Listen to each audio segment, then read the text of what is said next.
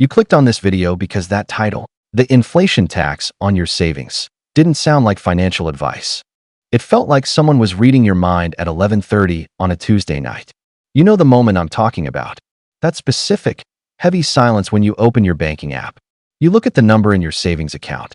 Maybe it's grown a little. Maybe you managed to put away $200 this month. You should feel proud. That's what the books say, right? Discipline equals success. But instead of pride, you feel a sinking sensation in your gut. You run the mental math. Your income versus your expenses versus a future that feels like it's physically dissolving in front of you. You look at that savings number, and then you look at the price of a starter home in your zip code, or the cost of childcare, or even the price of a used car. And the math, it just isn't mathing. You feel like you're doing everything right. You're working. You're side hustling. You're cutting back. But you aren't moving forward. It feels like running up a down escalator that keeps speeding up. I want you to hear this clearly right now. You aren't crazy. You aren't bad with money. And you certainly aren't lazy. You're just noticing something the financial industry is trying very hard to ignore. Welcome to Common Sense Finance. If you're new here, my goal isn't to sell you a course.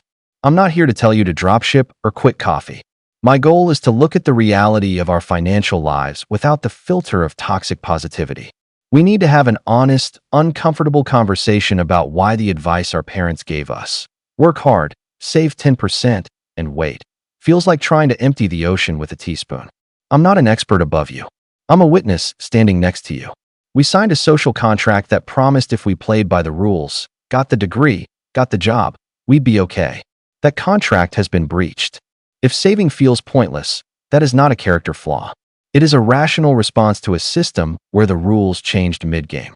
In the next few minutes, we're not going to blame you. We're going to validate this frustration with facts. We'll break down the 4 ways this broken system turns your good intentions into a joke, and then we'll build a playbook to start fighting back. Section 1. Part 1. 4 reasons saving feels useless.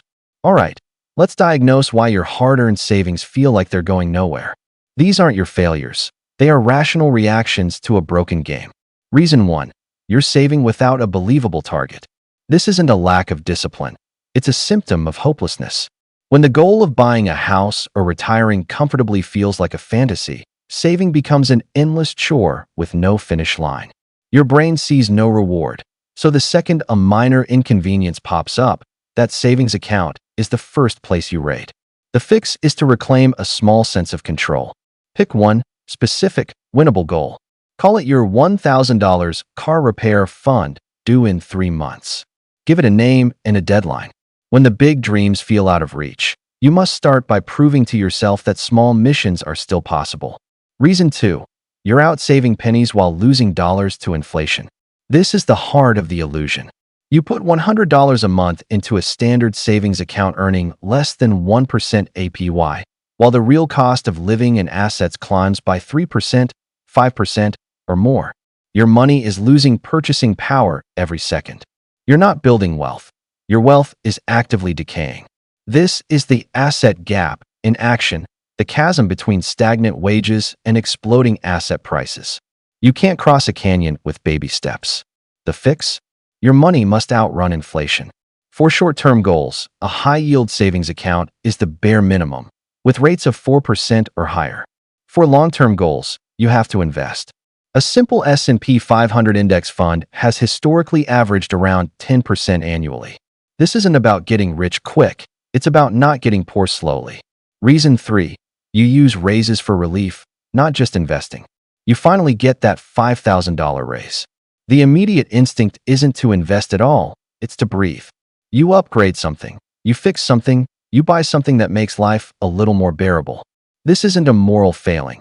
It's a logical response to being squeezed. Experts call it lifestyle creep, but for many, it's just trying to catch up. The strategic fix is a compromise, the 50/50ths rule.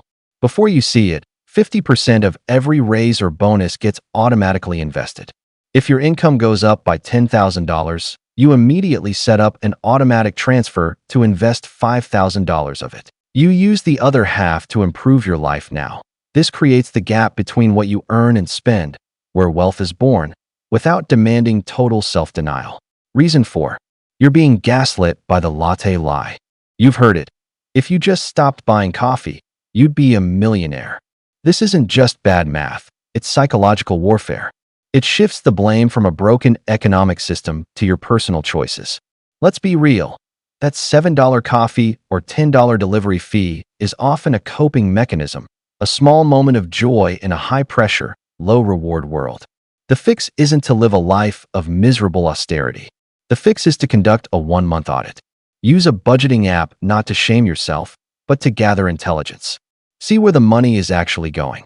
You'll find subscriptions you forgot about and mindless spending that brings you no joy. Cutting those isn't deprivation, it's empowerment. That $200 a month you free up isn't just coffee money. It's seed money for your future. Section 2. Part 2. The $1 Million Consequence. Now for the math that proves this isn't just a feeling, it's a fact. Let's look at the devastating cost of playing by the old rules. Imagine two people, both 25, with $100,000. Person A plays by the safe rules.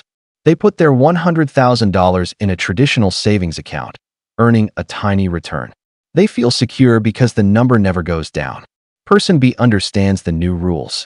They put that same $100,000 into a simple S&P 500 index fund, which we'll say earns its historic average of 10% per year.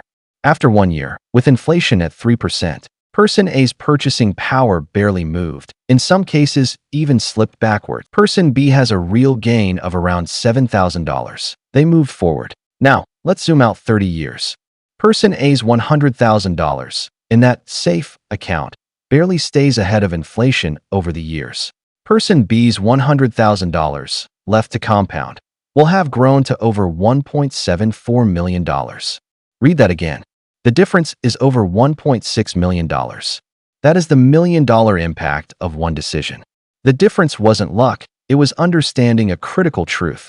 Your savings account is not a wealth-building tool.